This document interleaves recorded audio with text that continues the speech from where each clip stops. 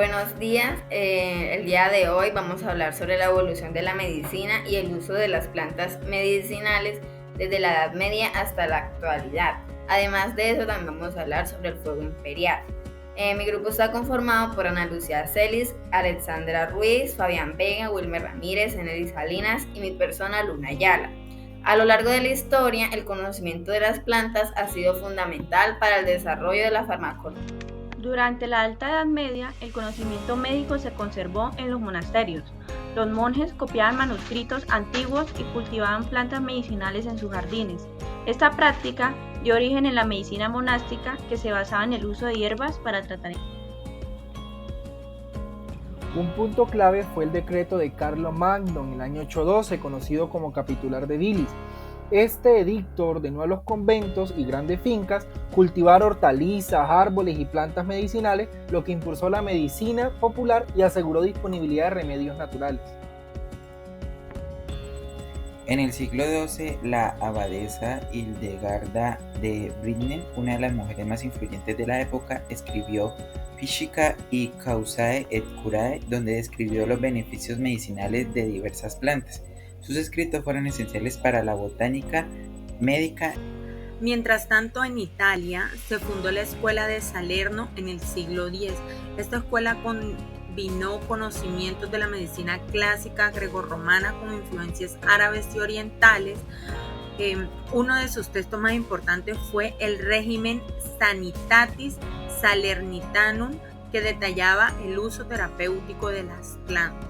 Aunque en la región mediterránea era fácil obtener plantas recomendadas por la Escuela de Salerno al norte de los Alpes, esto era un desafío, por eso los monjes adaptaron el cultivo de especies locales en jardines botánicos medicinales. Estos jardines se convirtieron en la base de la farmacopea medieval. Tras la caída de la Escuela de Salerno, la herboristería perdió relevancia debido a la influencia de la escolástica.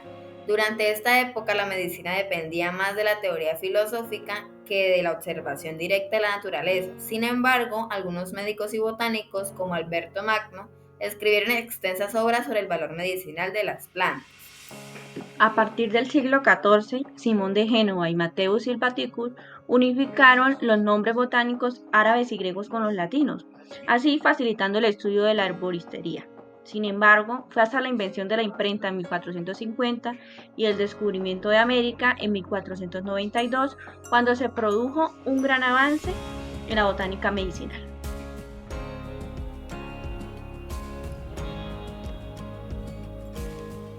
Gracias a la imprenta se publicaron numerosos herbarios ilustrados, como el Herbarius Mangutinae impresus en 1484, el Hortus Sanitatis. Además, la llegada de nuevas especies desde América permitió ampliar el conocimiento de remedios naturales, como la quinina y la zarzaparrilla. Dentro de los primeros tratados científicos tenemos que durante el Renacimiento la herboristería evolucionó hacia una ciencia más estructurada, donde Otto Brumfritz publicó Herbarium Vivae Icones con ilustraciones detalladas, y Leonard Funch organizó su historia de Stirpium en orden alfabético de nombres griegos. En el siglo XVI, Paracelso revolucionó la medicina al introducir el uso de compuestos químicos en la terapéutica. Fue el primero en cuestionar la teoría de los humores de Hipócrates y en promover la alquimia como método para desarrollar medicamentos más efectivos.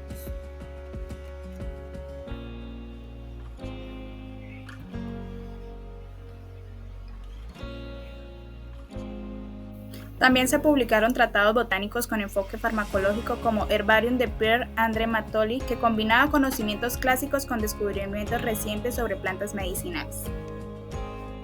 Con el paso del tiempo, la botánica y la química se fusionaron para desarrollar medicamentos más eficientes. John Glauber descubrió el sulfato de sodio conocido como sal de Glauber, mientras que Robert Boyle impulsó la química experimental.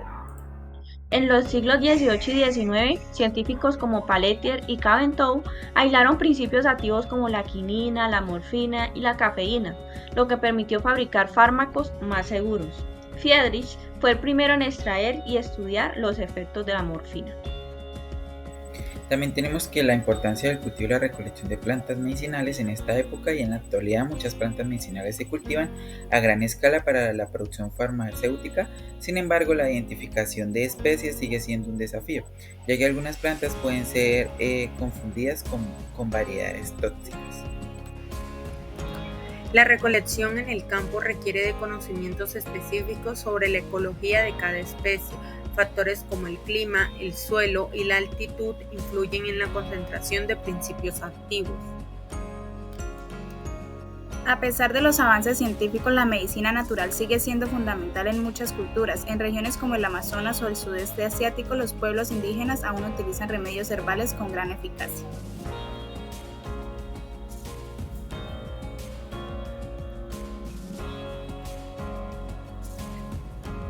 Hoy en día, la farmacología sigue investigando las propiedades de las plantas medicinales.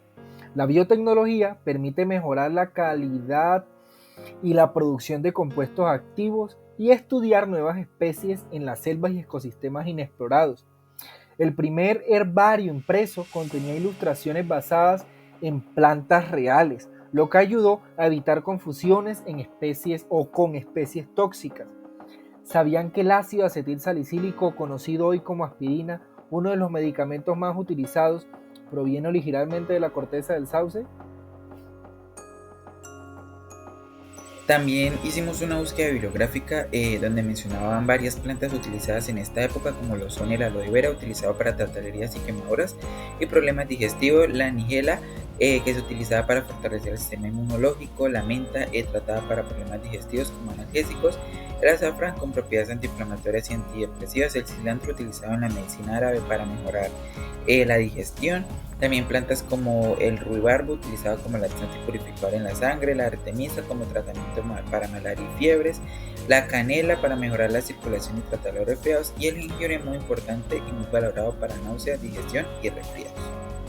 Ahora hablaremos del reino fuego imperial, que según los ciclos de generación y control tenemos que el fuego es producido por la madera y de esta misma manera el fuego produce la tierra, según el ciclo de generación. Y según el ciclo de control tenemos que el fuego controla el metal y el agua controla el fuego según estos ciclos. Como correspondencia de este reino según la medicina tradicional china, tenemos que pues sus órganos principales son corazón, que es yin, y intestino delgado, que es yang. También tenemos que es el tejido asociado, son los vasos sanguíneos, la emoción asociada a la alegría, pero también en exceso podemos ver que puede ser la excitación o la agitación. El color es el rojo, el sabor amargo, el clima el calor, por ende su estación va a ser verano. Y tenemos el órgano de los sentidos, la lengua, su líquido corporal el sudor. Y pues tenemos que la hora de mayor actividad del corazón va entre las 11 y las 13 y el intestino delgado va entre las 13 y las 15 horas. Bueno, ahora voy a hablar sobre la fisiología energética del corazón.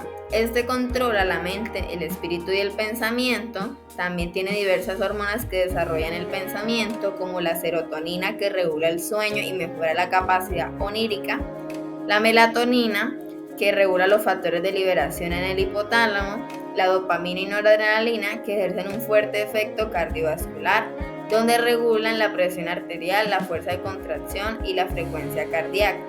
También controla la sangre y vasos sanguíneos, refleja su esencia en el rostro, también en la lengua.